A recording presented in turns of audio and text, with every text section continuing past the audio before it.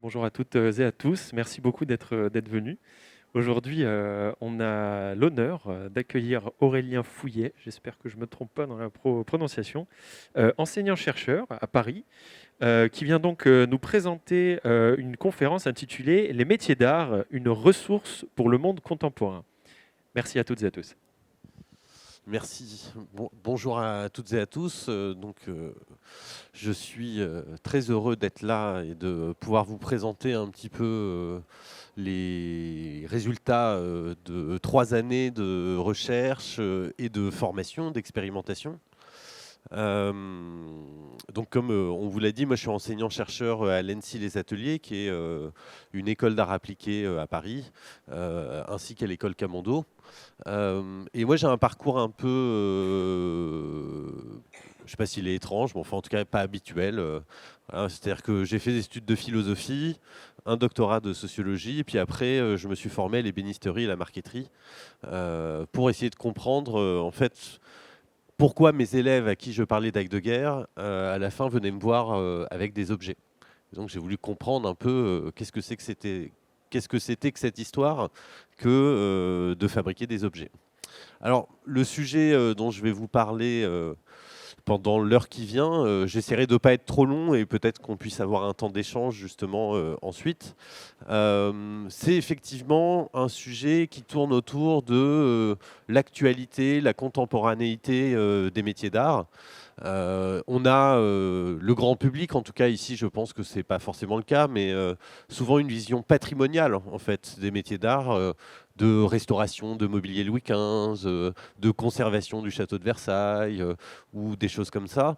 Et mon expérience, mon travail de recherche a vocation aussi à montrer en fait toute la vivacité des métiers d'art.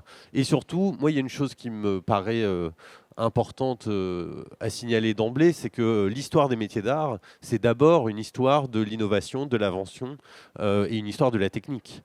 Et donc, penser que les techniques des métiers d'art sont restées figées au XVIe, au XVIIe ou même bien avant dans le temps, c'est finalement une vision tout à fait biaisée et fausse de ce qui se passe encore aujourd'hui dans ces disciplines.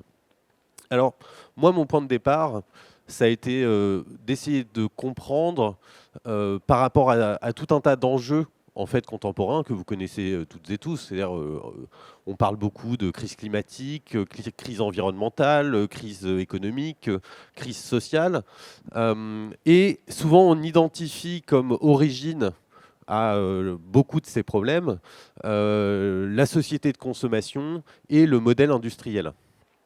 C'est-à-dire qu'en fait, on cristallise sur l'objet le fait que, en fait, on détruit la planète, on s'organise pas bien collectivement, et toutes les choses dont je viens de parler. Et en même temps, la réponse qu'on apporte à cette question de l'objet, c'est la disparition de l'objet.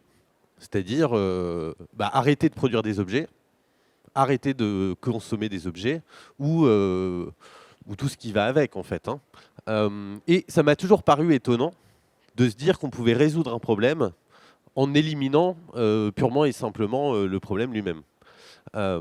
Et donc, j'ai essayé de comprendre quel type de relation aux objets on pouvait essayer d'entretenir qui soit une alternative justement au modèle industriel et au modèle de la société de consommation.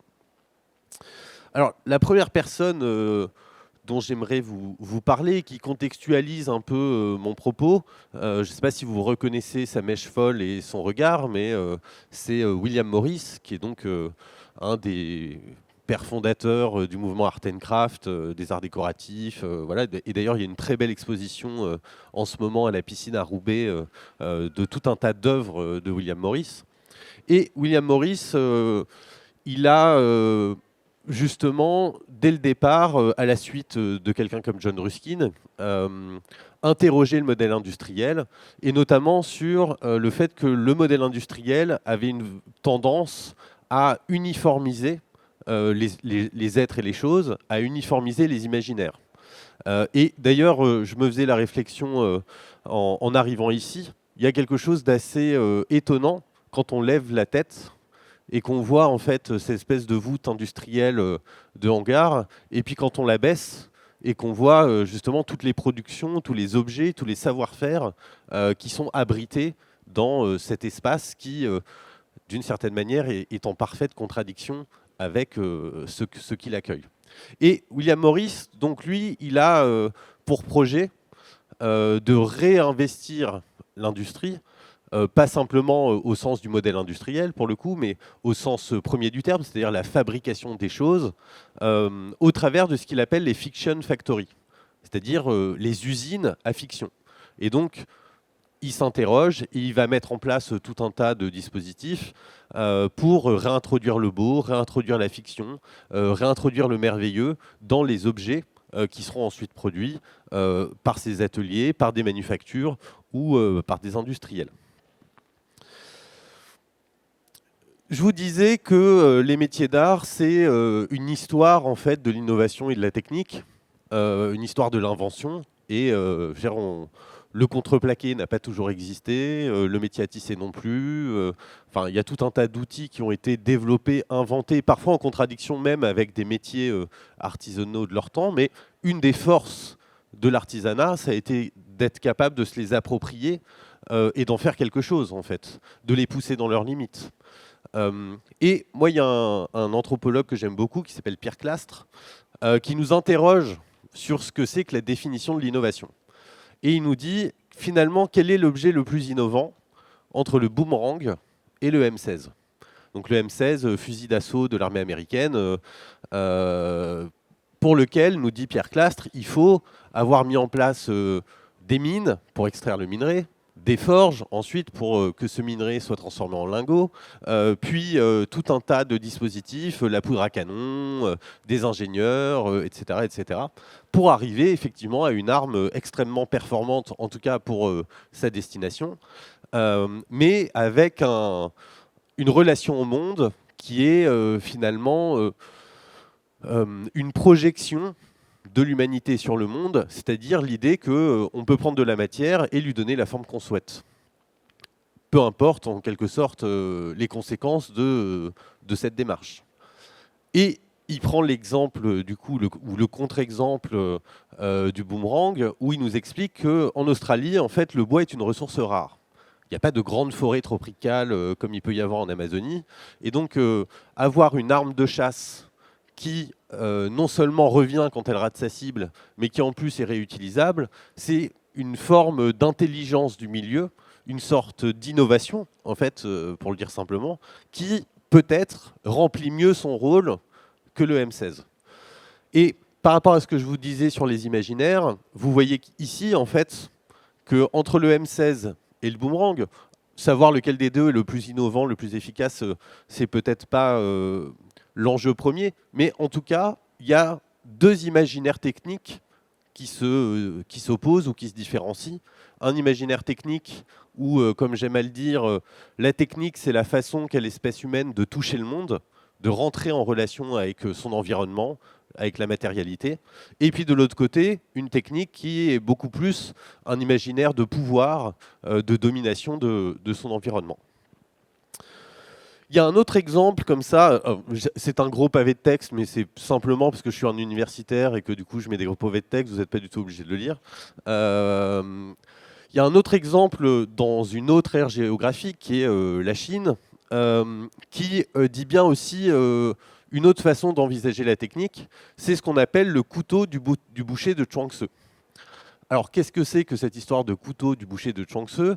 En fait, ce boucher, il a un couteau qu'il n'a jamais besoin d'affûter pour la simple et bonne raison qu'il connaît parfaitement en fait, les pièces de viande qu'il a à découper et que donc il optimise, il suit le cours des choses, il suit le cours des chairs pour ne jamais en fait qu'ait à s'affronter la lame et les os, la lame et les tendons.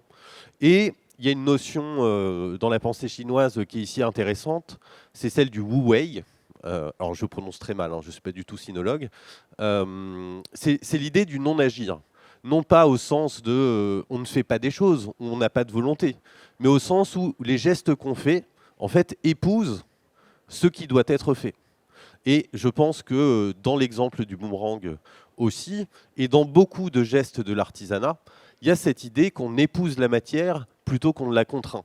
Voire même, on pourrait penser que c'est la matière qui contraint le geste plutôt que l'inverse.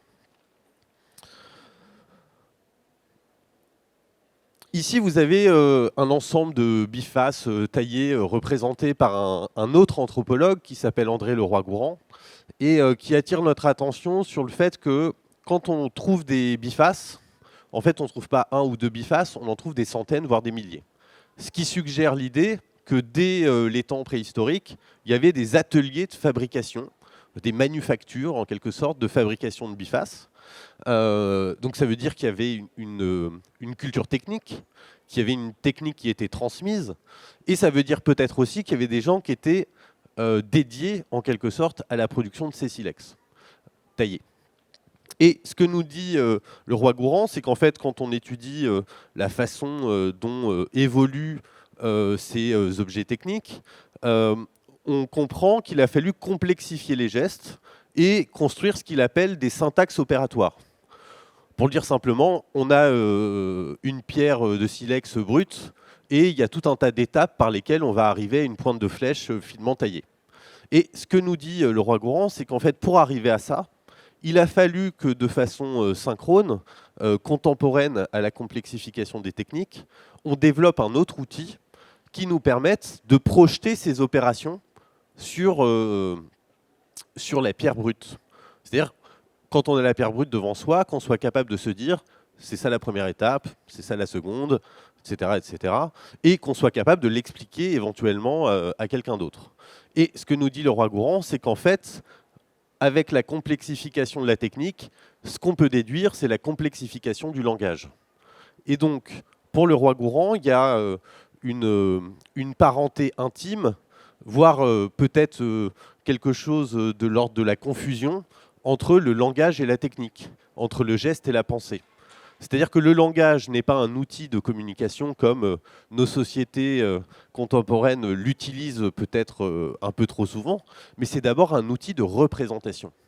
Et qu'est-ce qu'il vient représenter? Il vient justement représenter ce qu'il y a de conception dans le geste, ce qu'il y a de projection dans le geste.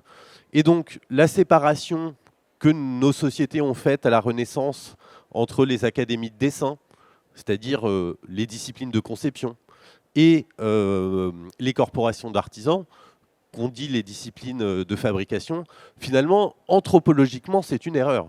C'est-à-dire qu'en tant qu'espèce, en tant qu'être vivant, le geste et la pensée, c'est la même chose. Et donc séparer ces deux parties, c'est en quelque sorte aller contre notre propre nature et donc remettre en question même peut-être ce qu'est l'humanité. Alors ces quelques éléments, je trouve qu'ils donnent déjà des réponses sur en quoi les métiers d'art peuvent être une ressource pour le monde contemporain.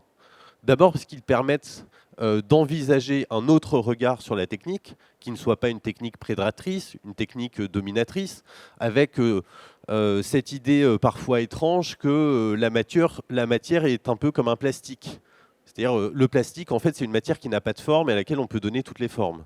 Et dans l'école où j'enseigne, j'ai un étudiant qui travaille sur les panneaux d'agglomérés et qui est lui-même ébéniste de formation, et il est tout à fait sidéré en fait par l'idée que le bois lui-même, aujourd'hui, c'est plus du bois massif, c'est des panneaux qui sont standardisés, uniformisés, et à laquelle on a donné une préforme en quelque sorte.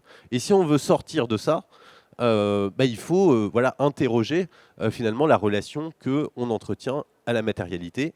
Et j'ai tendance à penser que les métiers d'art, dans leur longue histoire, mais dans leur grande actualité, ont justement des ressources à nous proposer pour ça. Alors l'autre point, toujours dans cette question qui, moi, est un peu une obsession, c'est l'histoire des imaginaires. Je me suis intéressé aux imaginaires de l'artisanat, aux imaginaires de l'artisan, et pour essayer de comprendre justement quelle lecture on pourrait avoir de l'artisanat, qui propose une alternative à cette idée cette idée fausse, hein, bien entendu, que l'artisan ne serait qu'un exécutant. Et pour ça, en fait, moi, je suis allé voir un peu dans les mythes, comme le boucher de Chuang Tzu, mais je me suis intéressé un peu plus, en fait, aux mythes grecs. Et j'en ai ressorti 3 notions que je vais vous présenter, que sont la métisse, la techné et la poiesis. Alors, si on regarde les mythes ou les histoires des Grecs, la figure centrale du vocabulaire artisanal dans la Grèce antique, c'est Dédale. Dédale, vous le savez, c'est lui qui va faire le labyrinthe dans lequel on va enfermer le Minotaure. C'est lui qui va construire des ailes pour s'échapper de ce même labyrinthe où il a été emprisonné. Et c'est surtout pour les Grecs, celui qui va inventer la statuaire grecque. Et le mot grec d'ailleurs pour décrire ces statues, c'est ce qu'on appelle des dédalas. Bon. Et Dédale, il a une qualité particulière que lui donne la société grecque, c'est la métisse. Qu'est-ce que c'est que la métisse? La métisse, c'est la ruse. C'est la capacité qu'a un artisan en fait, à trouver une solution à un problème, à une situation, à une situation de fabrication. Un autre exemple très connu d'exercice de métisse, c'est Ulysse, qui, devant le siège de Troie, a l'idée du cheval. Et donc, par la ruse, il va fabriquer un objet qui va permettre de résoudre la situation. Et d'ailleurs, c'est intéressant ici de voir que le mot grec pour définir le cheval de Troie, c'est ce qu'on dit, on dit que c'est une mécanée. C'est ce qui va donner en français ensuite mécanique, mécanisme. Mais vous voyez bien que le cheval de Troie, ce n'est pas un mécanisme, ce n'est pas un ensemble de rouages. En fait, c'est une mécanée parce que justement, c'est quelque chose qui permet de débloquer une situation inextricable. Et donc, l'exercice de la métisse, c'est trouver des solutions pour justement débloquer des situations ou s'adapter à des situations. Un des animaux qui est doué de métisse pour les Grecs, c'est le poulpe. Le poulpe, il est doué de métisse pour 2 raisons. D'abord parce qu'il peut se camoufler et changer d'apparence selon le milieu dans lequel il se trouve. Et ensuite parce que les proies qu'il attrape, il les attrape pas en essayant de contraindre leur forme, mais en épousant leur forme. Donc la métisse, elle recouvre un peu toutes ces idées-là. L'autre mythe qui vient alimenter, donc c'est la définition de ces 3 notions, c'est celui de Prométhée. Donc Prométhée qui est un titan, qui, selon les versions, va voler le feu à Zeus ou dans les ateliers d'Héphaïstos et d'Athéna et le donner aux hommes. Et il le donne aux êtres humains. Alors c'est pareil, selon les versions, mais vous allez voir, ça rejoint en fait un peu les 2 imaginaires techniques qu'on avait identifiés au départ. C'est soit pour leur permettre de s'émanciper en fait, du joug divin et de devenir en quelque sorte l'égal des dieux. C'est pour ça, comme vous le voyez sur l'image, que Zeus va le punir à avoir le foie dévoré par un aigle pour l'éternité.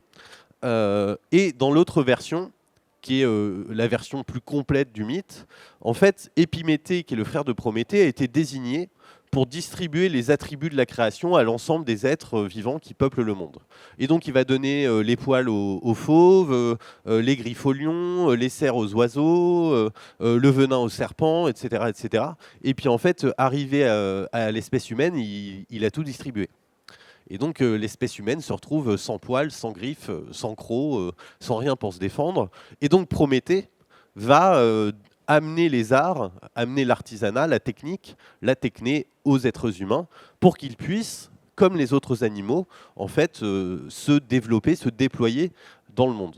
Et donc vous voyez que le regard ici qu'on peut porter sur cette techné, cette possession de savoir-faire, il est ou bien dans une logique d'émancipation, de pouvoir, ou bien dans une logique justement de mise en relation avec son environnement.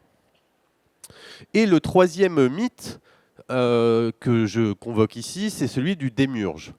Démiurge en grec, c'est vraiment le mot par lequel on traduit artisan. C'est-à-dire qu'un démiurge, c'est un artisan. Mais c'est aussi le mot par lequel on va qualifier le poète, le médecin, et tout un tas de professions qui, aujourd'hui, ne sont plus associées au démiurge.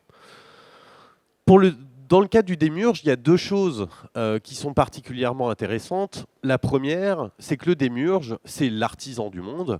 Et comment, en fait, il est l'artisan du monde? C'est en faisant passer le monde du chaos, ce qui n'a pas de forme, au cosmos. Et cosmos, quand on le traduit, ça a 2 significations. C'est l'ordre et l'ornement. C'est-à-dire que le démiurge, il façonne l'ensemble du monde en produisant à partir de quelque chose qui n'a pas de forme, de l'ordre et de l'ornement. Et la deuxième chose intéressante pour le démiurge, c'est l'étymologie même du mot. Démiurge, en grec, ça se dit démurgos. Et dans démurgos, il y a deux mots. Il y a démos, qui va donner démocratie, par exemple, et ergon, qui va donner ergonomie. Et démos et ergon, en fait, si on les traduit, donc démos, c'est le peuple, c'est le commun. Ergon, c'est le travail ou l'œuvre. Et donc le démiurge, c'est celui qui fait œuvre commune. C'est intéressant de se dire que l'artisan pour les Grecs anciens, ce n'est pas simplement celui qui fabrique des objets, c'est celui qui produit des ordres et des ornements qui vont faire œuvre commune, qui vont faire un monde commun. Et la capacité, la qualité qu'on va associer au démiurge, c'est donc celle de la poiesis. Et la poiesis, comme Platon l'a défini, c'est la capacité de faire passer les choses du non-être à l'être. C'est, pour le dire en français plus contemporain, la création. Et donc, l'artisan, chez les Grecs, il a trois qualités. Il a une qualité de ruse, de métis, une qualité de savoir-faire, de maîtrise de technique, la techné, et une capacité de création, la poiesis, qui, comme je viens de vous le dire, n'est pas simplement le fait de créer des choses, c'est de créer des choses qui produisent de l'ordre et de l'ornement et qui donc font œuvre commune. En fait, l'artisan pour les Grecs, c'est celui qui véritablement produit des mondes. C'est lui qui va donner du sens à la vie en collectivité, donner du sens à la relation à la matière, donner du sens à l'environnement. Et c'est d'ailleurs pour ça qu'on peut comprendre aisément que le médecin ou le poète sont aussi des artisans. Ils sont des artisans parce qu'ils ont aussi des techniques et de la métisse, mais aussi parce qu'ils produisent en fait le monde dans lequel les Grecs vont vivre. Homère, qui est le poète grec peut-être le plus célèbre, quand il dit l'Odyssée ou l'Iliade, en fait, il décrit la société à laquelle il s'adresse. Et en décrivant la société à laquelle il s'adresse, en fait, il permet à cette société de prendre vie, en quelque sorte. Et pour les Grecs, encore une fois, l'artisan a ce même rôle au travers des objets qu'il va façonner. Alors, une fois qu'on a dit tout ça, il faut aussi bien voir qu'il y a justement une dimension presque magique ou merveilleuse, ou en tout cas pas simplement rationnelle au sens ingénierial du terme, si je puis dire, dans la fabrication des objets de l'artisanat. C'est assez étonnant de se dire qu'un meuble, c'est d'abord quelque chose qui a poussé dans une forêt, qu'on a ensuite, tronçonné, qu'on a débité en planches, et puis après on a débité ces planches en façade de tiroir, en traverse, en tout un tas de choses, pour arriver finalement à produire un objet qui n'est pas contenu dans l'arbre. Quand on voit un arbre, a priori, on ne voit pas une table ou une chaise. Et c'est bien ça, encore une fois, cette dimension démiurgique de l'artisanat, c'est-à-dire comment on va produire de l'ordre et de l'ornement à partir du monde qui nous entoure. Et puis, dans l'artisanat, dans le geste lui-même, il y a quelque chose qui est de l'ordre de l'immatériel. Il y a de l'imaginaire dans la matière. Ici, vous avez une photo d'un plaquage qui a été prise dans les caves de l'école Boulle. Et ça pourrait tout aussi bien être un tableau représentant le feu. Et puis, il y a tout un tas de plaquages qui évoquent le pelage ou tout un tas d'autres choses. Et ce que j'essaye de vous dire par là, c'est qu'en fait, toutes les matières qui nous entourent, elles n'ont d'intérêt pour nous qu'à condition d'être qualifiées par de l'imagination. Il y a un philosophe que j'apprécie particulièrement, qui s'appelle Gaston Bachelard, qui a écrit tout un tas de livres sur ce qu'il appelle la poésie matérielle et les imaginaires matériels, et où il décrit très bien en fait ce qui est en jeu. Il nous dit, lui, il prend l'exemple du regard de braise. Dans un regard de braise, vous serez d'accord avec moi, il n'y a pas de braise et il n'y a pas de feu. Et de la même manière, dans un feu, il n'y a pas de séduction et il n'y a pas d'amour. Et pourtant, ce que nous dit Gaston Bachelard, c'est que la relation que l'humanité entretient avec le monde, c'est celle du regard de braise. C'est-à-dire de venir qualifier les choses et les êtres pour leur donner une signification. Et dans le geste artisanal, dans la compréhension que l'artisanat d'art a de la matérialité, il y a quelque chose de l'ordre de créer des regards de braise. C'est-à-dire venir qualifier de la matière, venir qualifier des techniques qui vont ensuite, comme voilà, le contraste peut-être l'exprime entre la voûte industrielle de ce hangar et les objets qui peuplent ce salon, l'exprime. Et donc, les métiers d'art, en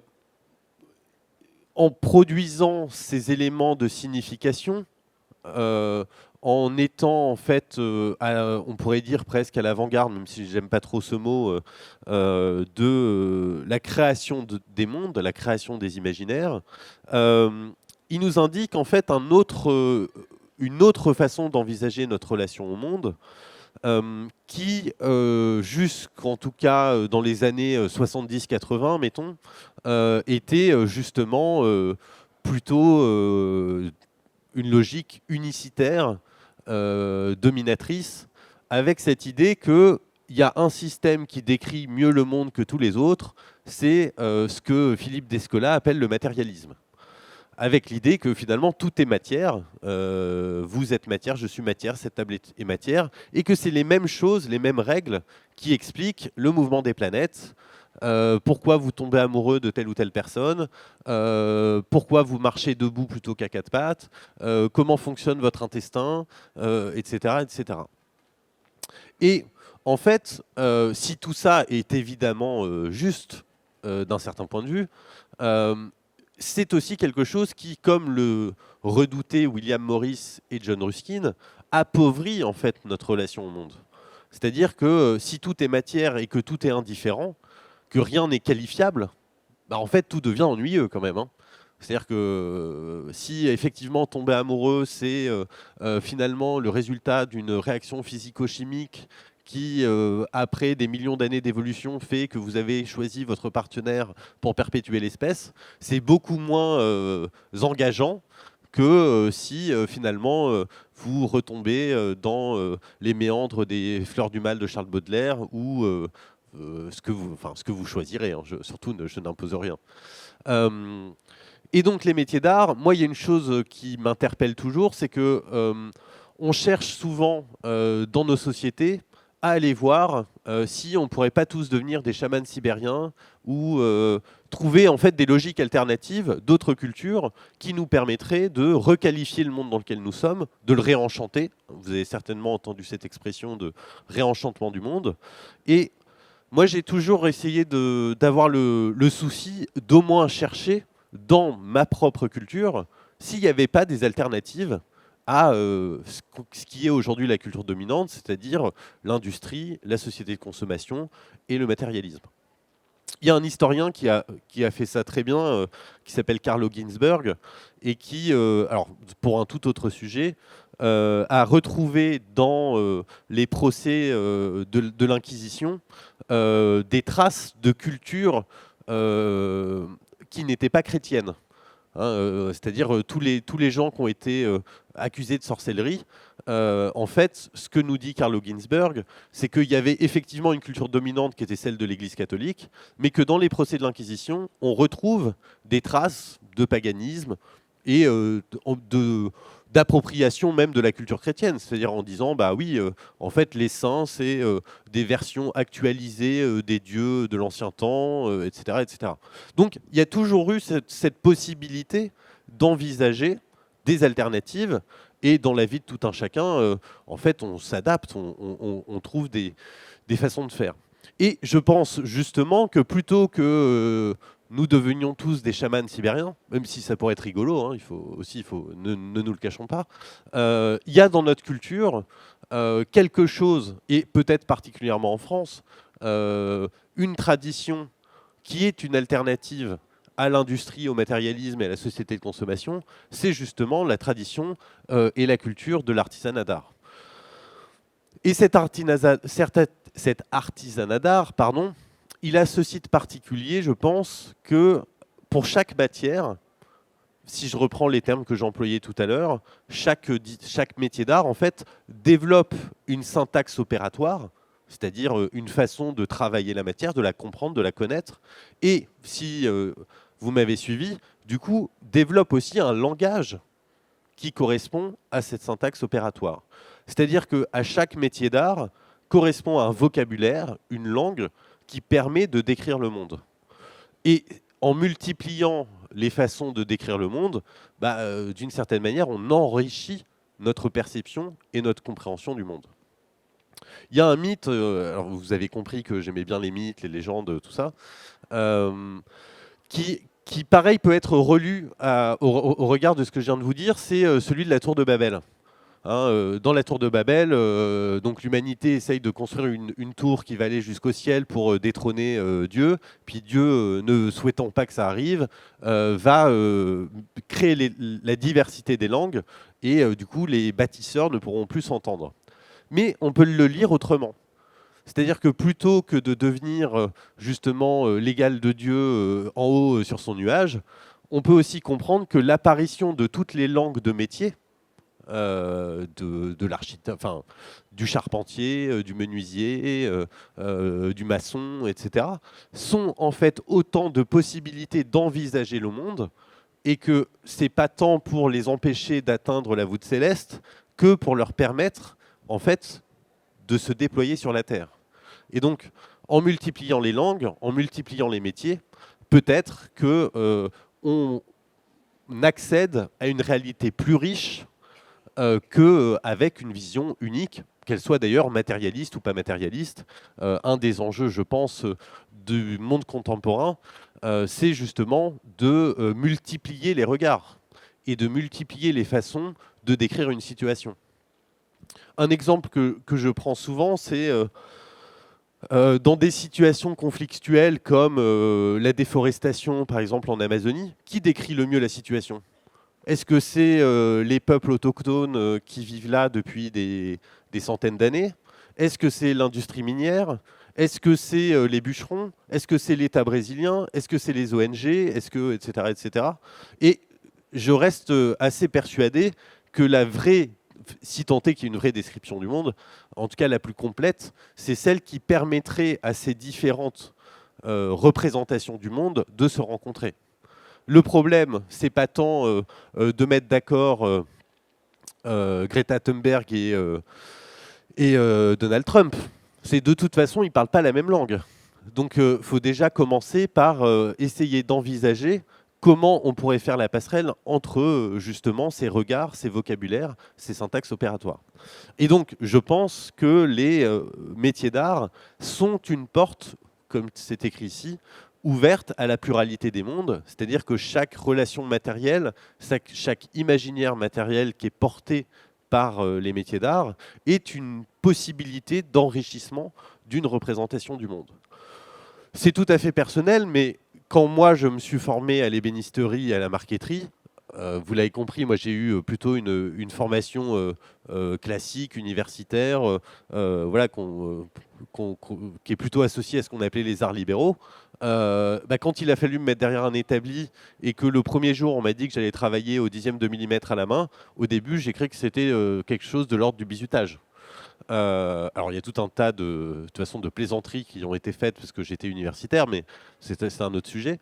Mais en fait, j'ai redécouvert aussi tout un tas de choses, de perception du monde, qui n'étaient pas présentes, non pas parce que je ne les avais pas, mais simplement parce que je n'y prêtais pas attention. C'est-à-dire que je n'avais pas le vocabulaire qui me permettait de comprendre qu'effectivement, à la main, en touchant une surface, ou en positionnant mon corps d'une façon ou d'une autre, mon geste serait plus abouti, plus efficace, ou effectivement sentir des défauts sur la matière. Et véritablement, après cette formation, je ne touche plus le monde de la même manière.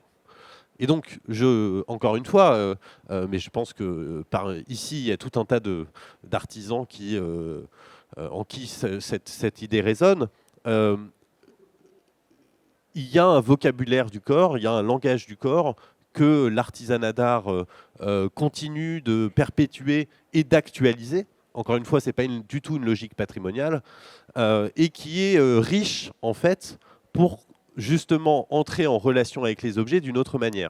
Je vous disais au tout début qu'on on cristallise le problème de nos sociétés sur les objets, mais le problème, ce n'est pas tellement les objets, c'est vraiment la relation qu'on entretient à eux.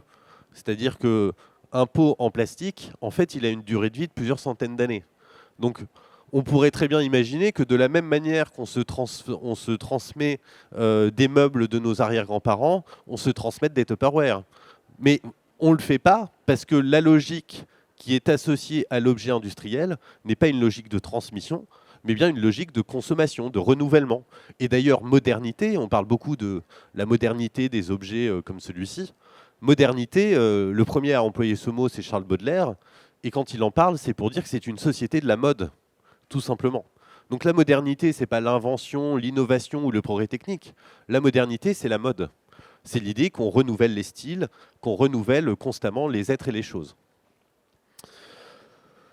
Et donc, si vous m'avez suivi, si j'ai été clair plutôt, parce que les universitaires ne sont pas toujours très clairs, hein, il faut bien le dire, il y a dans l'artisanat d'art quelque chose qui est de l'ordre du voyage dans l'être, c'est-à-dire dans la capacité qu'a l'espèce humaine d'explorer, d'inventorier, de dire, de signifier, en fait, les différentes choses qui apparaissent.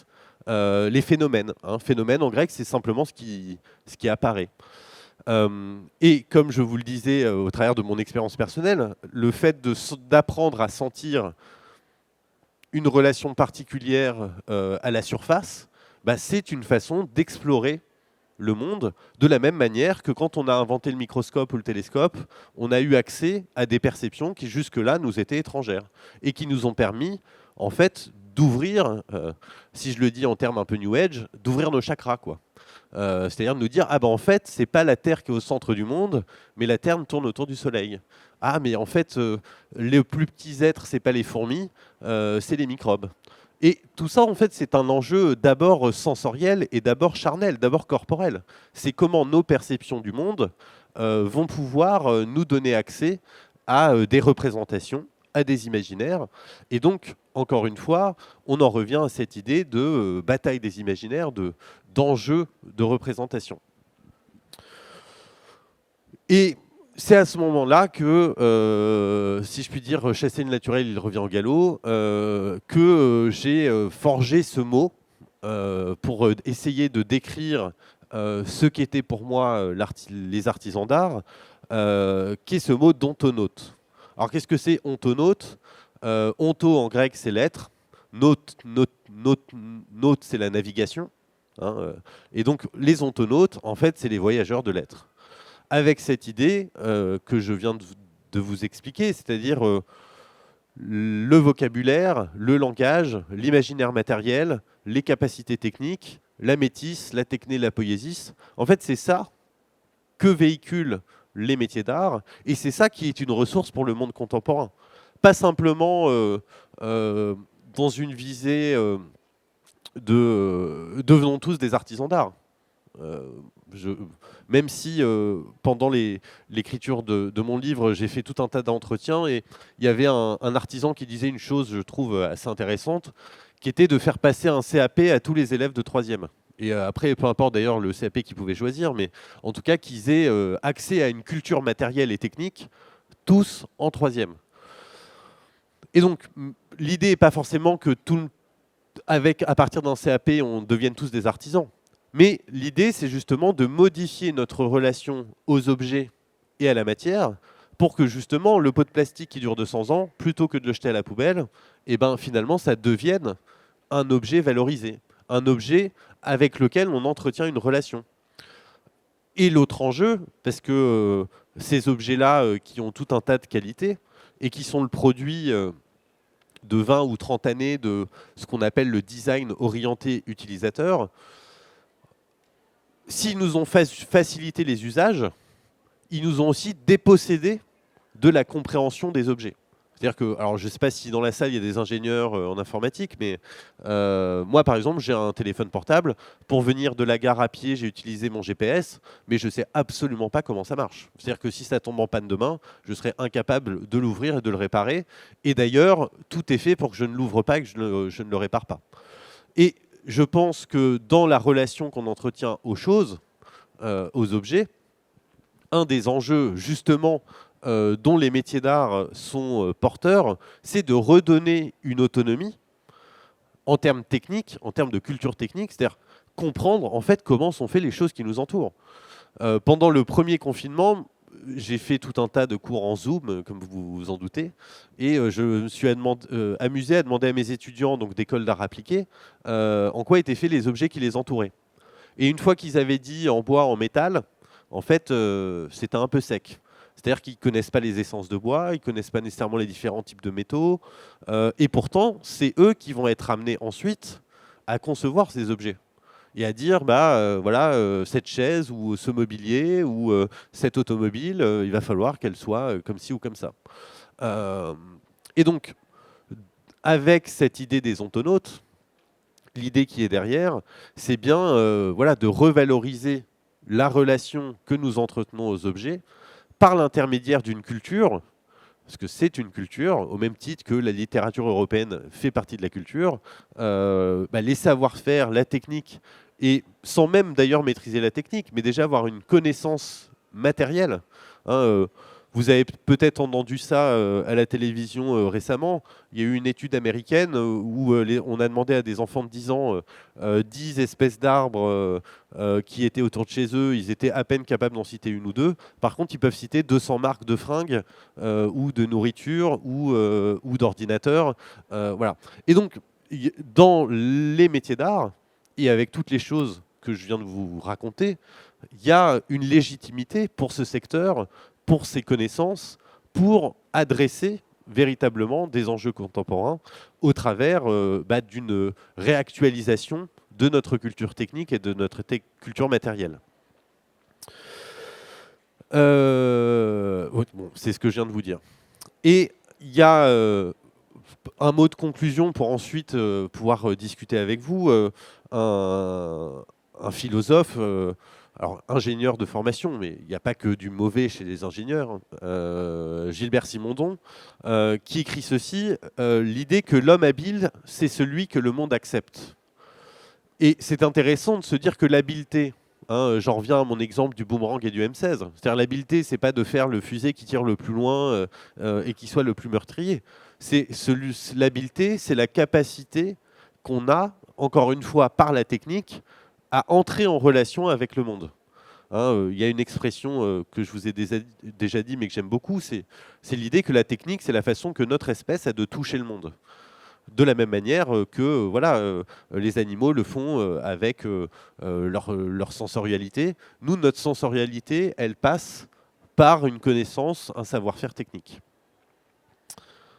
Voilà, je vous remercie.